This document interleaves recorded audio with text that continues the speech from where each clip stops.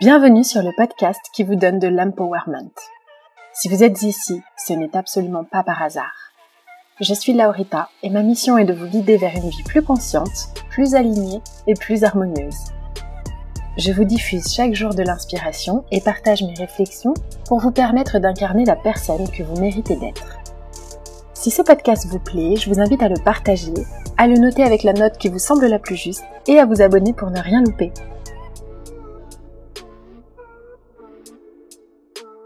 Bonjour à tous, aujourd'hui nous allons parler de l'amitié parce qu'on a tous expérimenté ça dans nos vies et que franchement on navigue à vue sans vraiment que personne ne nous ait jamais enseigné comment être un bon ami sans s'oublier ou comment se remettre d'une rupture amicale ou bien les red flags d'une relation ou ce qui est normal ou non.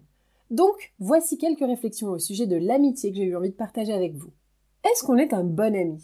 Si on se pose la question, et si on pose la question, la plupart des gens vont répondre que oui, moi je suis plutôt un bon ami. Mais la vérité, c'est que très peu d'entre nous sommes des bons amis. Est-ce que vous annuleriez une réunion pour votre ami ou plutôt un verre avec votre ami pour une réunion ? On prend souvent nos amis comme acquis, en mode « non mais mon ami va comprendre ». Quand une relation amoureuse va mal, on va voir un psychologue pour couple. On se dit « ok, je vais me battre pour cette relation dans laquelle j'ai investi à fond beaucoup de ressources ». On veut tout tenter avant que ça se termine. Par contre, c'est pas le cas pour les amis. Pourquoi on va pas chez un psychologue pour amis ? Pourquoi on fait pas une thérapie d'amitié ? Des embrouilles dans les couples, il y en a plein, et on se rabiboche, et on se réembrouille. Mais les embrouilles en amitié, c'est souvent une fois ok, et après terminado. Comment on peut balayer une personne d'un revers de main parce qu'il y a eu un désaccord, alors qu'on reste en couple avec quelqu'un après des millions et des millions de désaccords ? Souvent, après une dispute avec un ami, on se dit « en fait, c'était pas mon ami ». Ce qui est totalement faux, by the way. La fragilité d'une amitié et la façon dont on traite l'amitié différemment de l'amour est très déroutante à mon sens.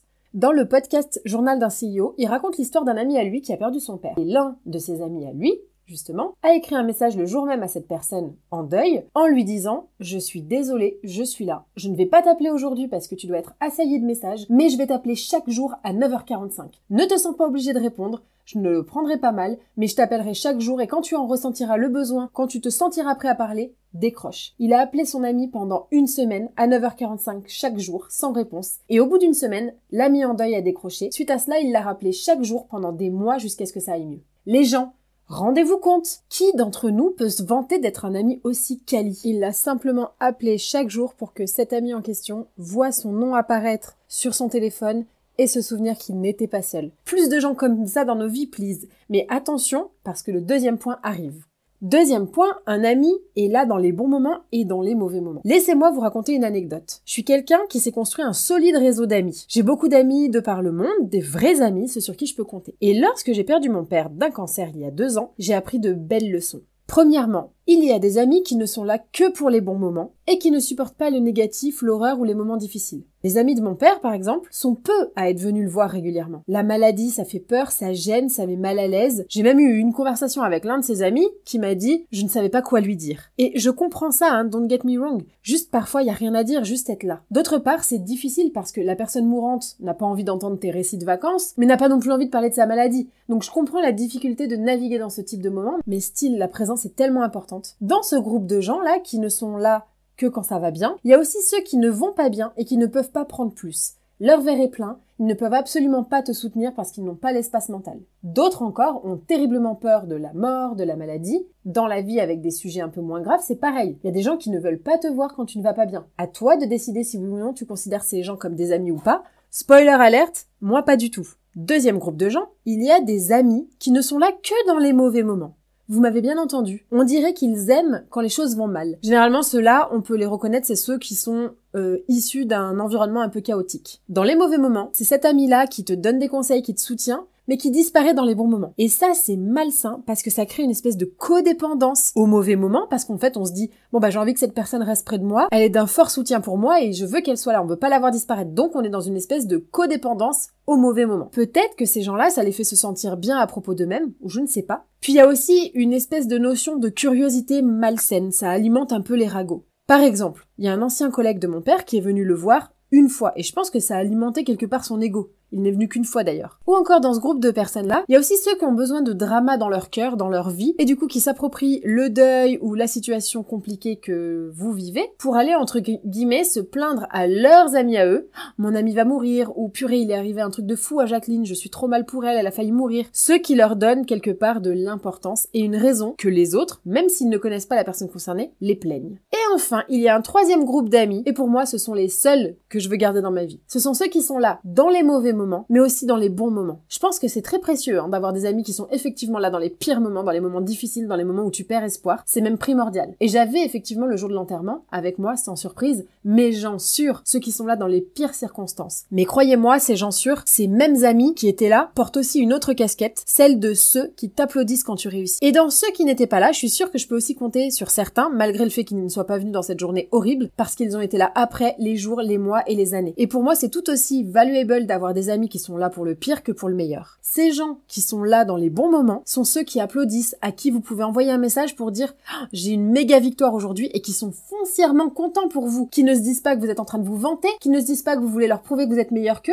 Non, un ami, c'est pas que les gens qui sont là dans les pires moments. Bien sûr, c'est une super preuve d'amitié et ceux-là, il faut les chérir et il faut des amis comme ça, mais est-ce que ces mêmes amis seraient là aussi pour vous applaudir? Personnellement, mes amis très proches portent ces deux casquettes et c'est ce qui fait la différence. Et vous, un ami qui vient chez vous à l'improviste avec une bouteille de champagne parce que vous avez été promu, une amie qui vous met en relation parce que vous lui avez parlé d'un projet, un ami qui vient te soutenir à un match de sport très important, hell yes! Les victoires de tes amis sont tes victoires. Un ami est celui qui applaudit le plus fort quand tu gagnes, même s'il attend son tour pour gagner, qui te tire vers le haut même s'il porte son propre poids, et qui est happy, heureux de te voir briller parce que ta lumière n'enlève rien à la sienne. Le troisième point, les amis, j'en ai des frissons. Simon Sinek partage ça et franchement, c'est game changing. Carrément, je vous répète mot pour mot ce qu'il a dit. Tout ce dont vous avez besoin, c'est d'une seule personne dans votre vie qui vous dit « je crois en toi », parce que vous allez trouver le courage que vous ne pensiez pas avoir. Et cette personne doit aussi vous dire « et si ça foire, je serai là avec toi, je serai là assis dans la merde avec toi ». Mais qui vous dit aussi « je ne te sens pas bien ». Je m'inquiète pour toi. Est-ce que vous avez cette personne dans votre vie? Écoutez bien, il dit que le burn-out arrive quand on essaie de faire tout ce qu'on croit que les autres font seuls, alors qu'on ne voit pas qu'ils ont des relations puissantes et solides on the side. Et quand on pense qu'on doit tout faire seul, on se crame, alors que les autres qu'on pensait être seuls ont en fait des relations sur lesquelles ils peuvent s'appuyer. Exemple, peut-être que vous voyez cette collègue hyper dispo au travail et qui fait des heures sup, peut-être qu'elle a un mari ou des parents pour s'occuper des enfants. On ne sait rien de la vie des gens. Quatrième point, choisissez l'ami qui vous choisit. Je trouve qu'adulte, on doit maintenir l'amitié et on doit faire quelque part des efforts. Quand on devient adulte, on doit faire un peu plus des efforts pour voir ses amis. Perso, j'ai quitté la France à 18 ans et du coup, j'ai dû travailler sur mes relations amicales. Adulte,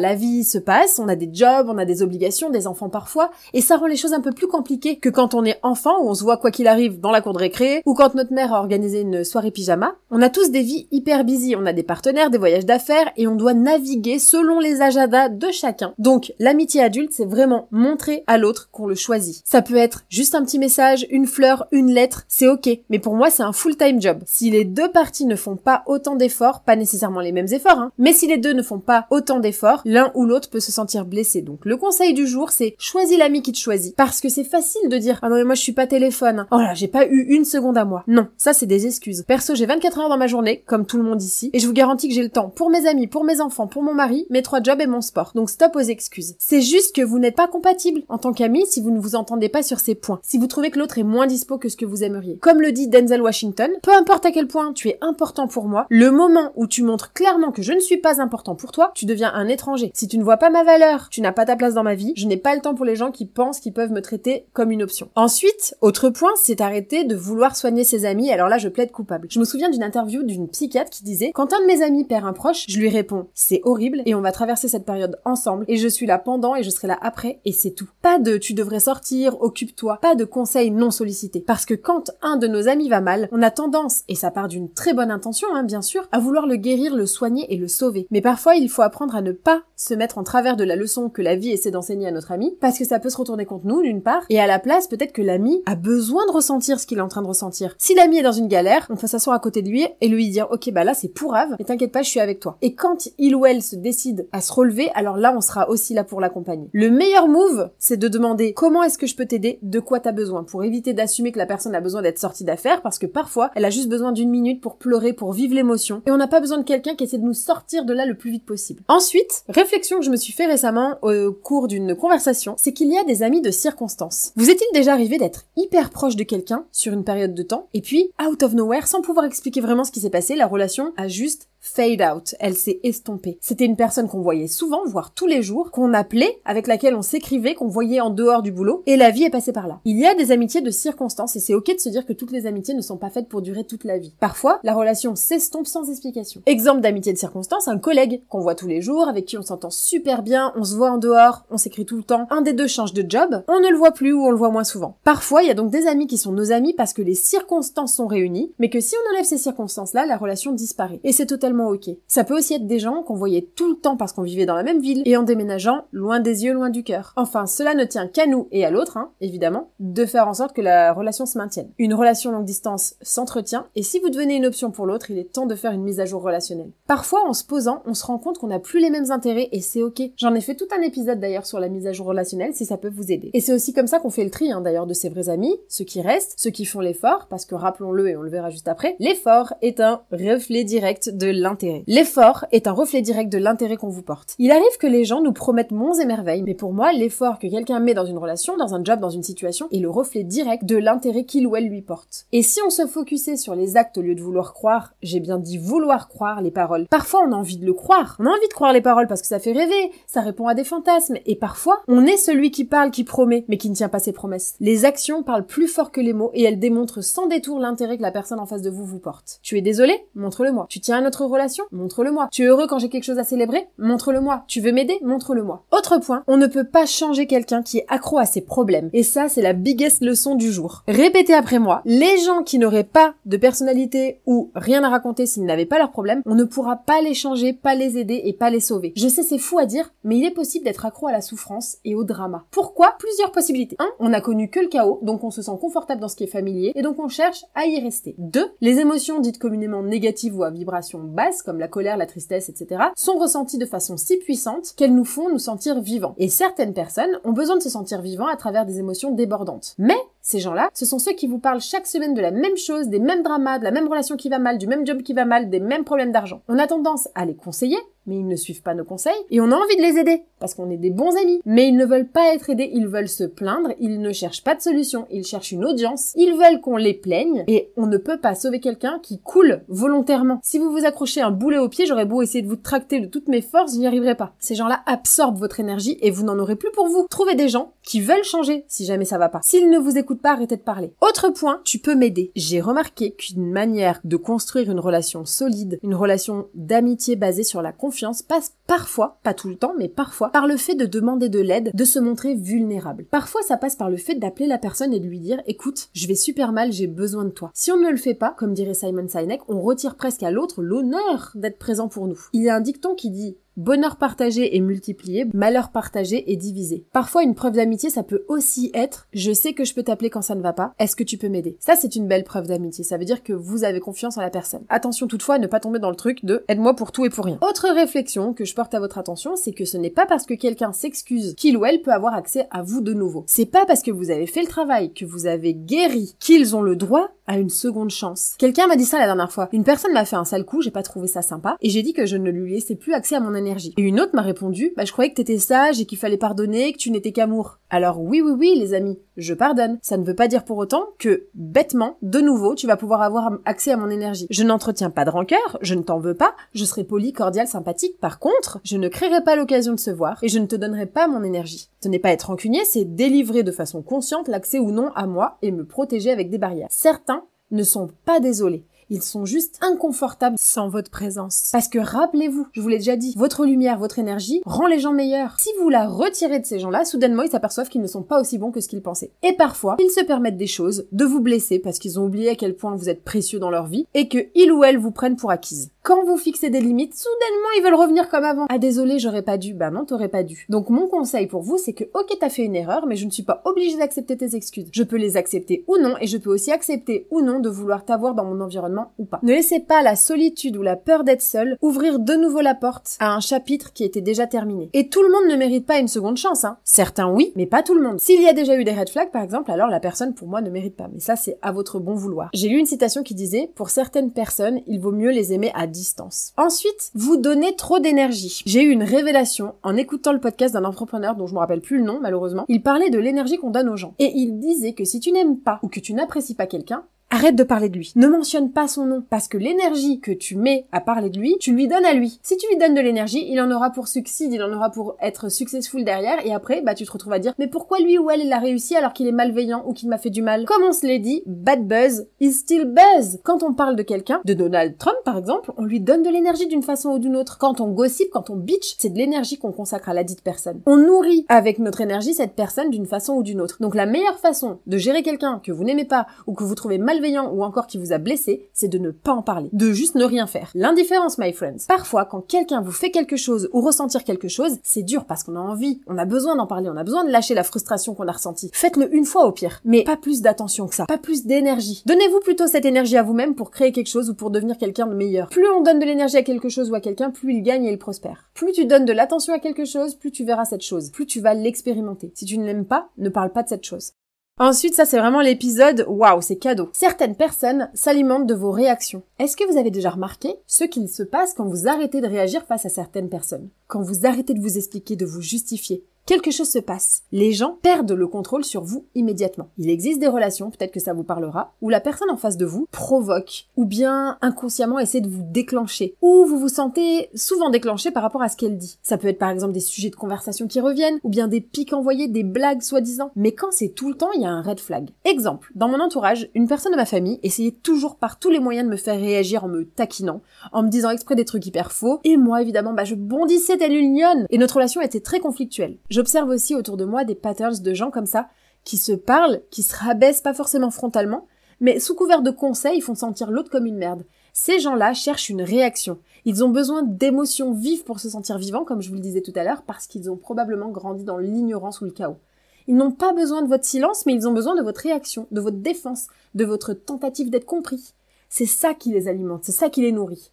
Et le fait que vous bondissiez, comme moi à l'époque, cette espèce de truc émotionnel de outburst, d'explosion, là, c'est ça dont ils ont besoin. Ils se nourrissent de cette énergie. Et quand on arrête de faire ça, et de leur donner, ils n'ont plus rien à mâcher, ils n'ont plus rien à travailler, à manipuler, plus rien contre vous finalement. Ces personnes, de façon totalement inconsciente, structurent et façonnent leur relation autour du fait de provoquer des réactions de la part des autres. Ça leur donne un sens de pouvoir et d'importance. Attention, c'est très inconscient, hein. Et ils ont besoin de vous voir vous énerver pour se sentir en contrôle. Et dès lors que vous arrêtez, que vous retirez ce pouvoir, ils arrêtent. Et si vous avez toujours été dans ce type de dynamique-là, c'est très dur, quand on est dans ce type de relation, d'arrêter de réagir. Mais je pense qu'il faut se demander, est-ce que le combat nécessite d'être mené. Et si vous voulez savoir combien d'amis vous avez, j'ai envie de vous dire, lancez un business. Certains supportent et soutiennent plus de célébrités que leurs propres potes. Qui reposte, qui partage, qui ignore, qui like, qui en parle, qui est présent à vos événements, qui vient pour l'ouverture de votre coffee shop, qui parle de vous dans une salle pleine d'opportunités. Ou bien parlez d'un projet et voyez ceux qui vous soutiennent à fond, ou bien ceux qui rigolent plutôt, ou ceux qui font des recherches et qui vous envoient des articles derrière. Leur comportement en dit long sur si oui ou non vous avez des vrais amis. Autre réflexion que je me suis faite ces derniers temps, c'est qu'on est jaloux de ce que l'on veut. Peut-être que vous avez ressenti parfois de la jalousie quant à vos amis. Est-ce que ça fait de vous un mauvais ami? Non. Je pense qu'on est jaloux de ce que l'on veut, et dans ces moments de jalousie, de matériel, de situation, etc., c'est le moment de plonger. C'est pas que vous avez un problème, mais peut-être que c'est un message pour vous dire que vous ignorez quelque chose qui est important pour vous, qu'il manque une valeur à combler dans votre vie. Vous êtes jaloux de la famille que s'est créée Joséphine? Peut-être que vous avez mis de côté l'aspect famille de votre vie. Cette cuisine de votre ami, vous en êtes hyper jaloux? Eh bien, allons creuser. Comprendre qu'on est jaloux, c'est se regarder avec sincérité. Ok, c'est normal de ressentir parfois de la jalousie en étant content pour cette personne en face, c'est cool, mais laissons-les avoir une super cuisine. Et maintenant, demandons-nous, de quoi on est jaloux? Qu'est-ce qui nous donne envie? Ce qui est pour vous, vous trouvera, et la jalousie est un message de votre vous futur. C'est une émotion frustrante qui essaie de vous faire mettre de l'énergie pour vous réveiller et pour vous montrer que vous n'êtes pas encore là où vous voudriez être. Récemment, mon coach Dynamo nous a dit un truc, ça m'a frappé. Il m'a dit, ton pote en a marre de t'entendre parler de tes projets. Honnêtement, je me suis demandé si j'étais pas dans le Truman Show. tellement c'était vrai. C'est tellement dur de ne pas parler d'un projet quand on est super excité à l'idée de le réaliser. Au début d'un projet, on a trop hâte d'en parler, on veut les avis de tout le monde, on s'en nourrit, on s'épanouit. Mais bien souvent, comme on se l'est déjà dit ici, les projets restent des projets pour plein de raisons. Peur de réussir, peur d'échouer, excuses en tout genre, pas le temps, pas d'argent, pas ceci, pas cela. Donc, depuis, je m'applique une règle, tant que le projet n'est pas lancé, je n'en parle à personne. D'une part, parler avec des gens peut vous dérouter de votre trajectoire, parce que tout le monde y va de son avis, et rappelons-le, ne demandez pas l'avis de ceux qui ne sont pas là où vous avez envie d'être. Et deux, c'est du temps précieux que vous auriez pu utiliser pour faire passer votre projet de ce stade au stade concret. J'étais la première à dire, je vais faire ceci, j'aimerais faire ça, mais déjà d'une part, ça doit fatiguer nos amis à force de raconter ça. Au lieu de dire, je vais faire, je ferai ci, je ferai ça, bien dire fait rire, bien faire fait taire. Donc venez, on arrête de parler de ce que l'on fera et on le fait à la place. Bon, comme d'habitude, autre point, si ça vous draine, ce n'est pas pour vous, big leçon qu'on devrait apprendre à l'école, une relation amoureuse, un ami, un membre de ta famille, un job, si ça t'épuise, c'est juste pas pour toi, end of story. Tout ça doit ajouter à nos vies, doit nous nourrir, doit nous élever. Pourquoi on va aller s'engouffrer avec des gens qui nous tirent vers le bas et nous bouffent notre énergie? Si vous vous sentez sans cesse mal au contact de quelqu'un, virez-le. Petite réflexion aussi forcément sur les gossips. Certains gossipent parce qu'ils ont peur qu'on parle d'eux. C'est beaucoup plus facile de gossiper, de parler des autres que de devenir soi-même quelqu'un de bien et de faire partie de ces fameux 1%. Parler des autres vous fait vous sentir puissant parce que ça vous donne un truc du genre « je sais ce qu'elle fait de mal, je sais ce qui va pas chez lui ». Mais ça vous maintient occupé, déconnecté, désaligné de votre chemin. Quand on a peur d'être vu, d'être jugé, d'oser et d'avoir des gens qui parlent de nous, on parle des autres. Parce que c'est clairement ce qui se passe quand vous allez vous élever. Bien sûr que les gens vont parler de vous. Ils vont pas comprendre, vous allez avoir des haters, des gens qui rigolent. Et la plupart des gens ont très peur de ça. Ils préfèrent donc parler des autres, critiquer les autres, au lieu d'écrire leur propre histoire. Mais croyez-moi, vous ne pouvez pas construire une vie dont vous êtes fier en parlant des autres, en les critiquant. Généralement, on a peur d'être jugé parce qu'on juge. Et vous ne serez critiqué que par ceux qui font moins que vous. Ceux qui font plus sont bien trop occupés. J'espère que cet épisode sur l'amitié vous a plu et je vous dis à très vite pour un prochain épisode.